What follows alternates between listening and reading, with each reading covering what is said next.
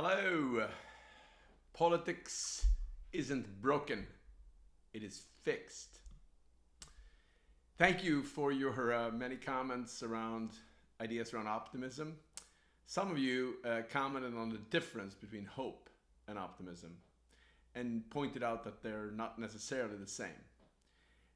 In that particular post, I chose not to spend energy on the distinction, but I do recognize there is one.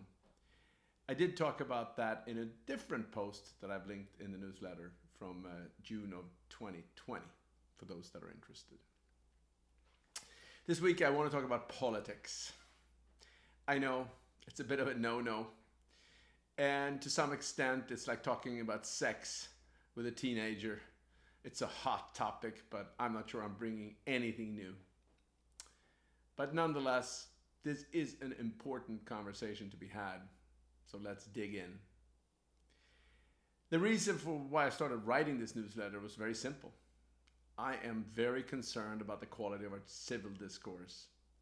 And I felt that the most effective thing I could do is to try to build a community of people who A, share that concern, and B, are interested and willing to read and engage with content that helps elevate our perspective, such that we can bridge some gaps and find more common ground between the issues that seems to be pushing us further apart. I think our politics have become so toxic that it is difficult to see how anything productive can get done. And what's actually even worse is that it's making us less human, less loving, and less connected to the best version of ourselves. So we do have a problem. Almost anyone I talk to recognizes that the current outlook, politically speaking, is bleak. Regardless of where you sit on any ideological spectrum, you can't be pleased with what you see, can you? So I spent quite some time lately thinking about what our political problems are and what we can do about them.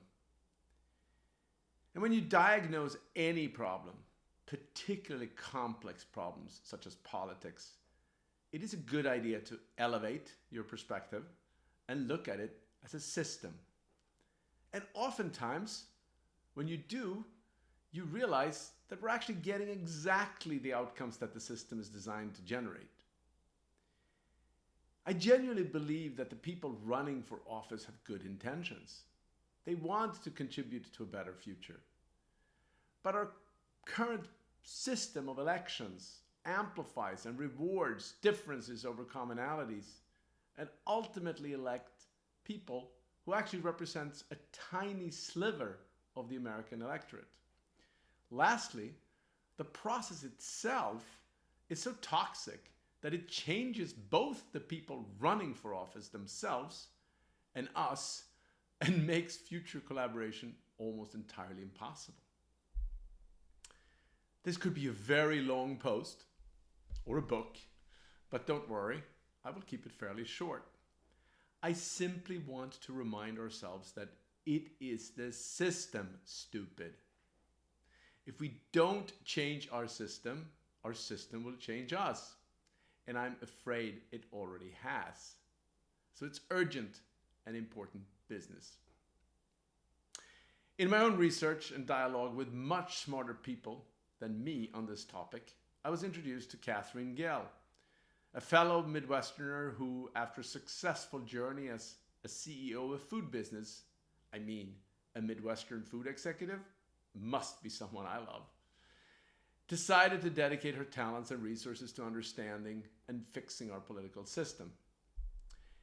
It is from her that I borrowed the title of this newsletter.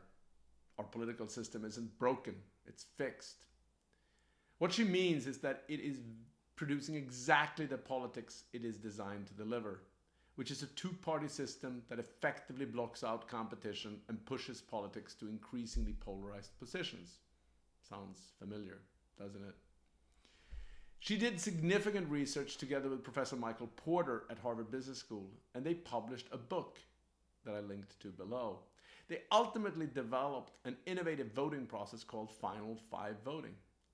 I believe it is the most practical idea I have heard that satisfies, at least for me, two key requirements for an improved political future. First, it's doable. It doesn't require constitutional amendments or incredibly difficult and impossible political maneuvering. And therein lies our typical barrier to change. The people in charge of our current system typically don't want to change it. This is sometimes called the Upton-Sinclair truth, which states it's difficult to make a man understand something when his salary depends on him not understanding it. Half of our states allow ballot initiatives, which means that the process is rather straightforward for these states to get the ball rolling. It takes a few dedicated people to garner enough votes to put final 5 voting on the ballot. And then, of course, convince the majority of the electorate that this is a good idea. It has already been done in Alaska and is soon going to be on other ballots in Nebraska and hopefully many other states. Second, it changes our system, not our people. It simply will produce better political choices, broader electoral support, and ultimately better politics. It does so via 2 key innovations: a single primary and ranked choice voting. A singular primary means that a state will hold one primary where all candidates seeking to win a seat compete. All eligible voters in a state can vote in that primary, regardless of party affiliation. The other key aspect is that you don't vote for one candidate. Ranked choice voting basically means you vote for your top 5 candidates. And then the candidate who first receives 51% of the votes wins. Typically, in most elections today, it is often enough to win 30% of the electorate to win the election. This produces poor representation. However, ranked choice voting ensures much broader representation by counting all votes cast in order of their ranking until one majority candidate is selected.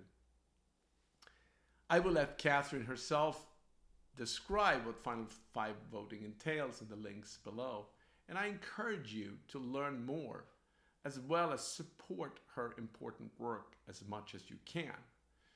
I really believe Final 5 voting could change our system and ultimately produce politics that is unfixed and therefore no longer broken. There are many links in my newsletter with a great TEDx talk, a very short 5-minute little video, articles to dig into, and I really encourage you to do so. And if you need more inspiration around our democracy, I encourage you to read David Brooks's latest column around why things look so dark and why our engagement and involvement are acutely needed. I found it so inspiring, despite, or maybe because of, the severity of the situation. I know that politics is exhausting.